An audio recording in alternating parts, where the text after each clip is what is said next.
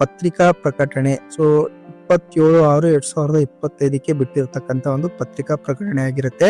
So ಇದರಲ್ಲಿ clear ಆಗಿ ಏನ್ ಹೇಳಿದಾನೆ ಅಂದ್ರೆ ನೋಡಿ, ಸರ್ಕಾರದ ಉಲ್ಲೇಖ ಅಧಿಸೂಚನೆ ಕರ್ನಾಟಕ ನಾಗರಿಕ ಸೇವಾ ನೇರ ನೇಮಕಾತಿ ನಿಯಮಗಳ 2021ರಲ್ಲಿ ಆಯ್ಕೆ ಪ್ರಕ್ರಿಯೆ ಕೈಗೊಳ್ಳಲಿರುವ ಕೆಳಕಂಡ ಹುದ್ದೆಗಳಿಗೆ ಕನ್ನಡ ಭಾಷಾ ಪರೀಕ್ಷೆಯಿಂದ ವಿನಾಯಿತಿ ನೀಡುವ ಕುರಿತು. So Kannada compulsory Kannada exam ಇಂದ ವಿನಾಯಿತಿ. So no need to write compulsory Kannada exams.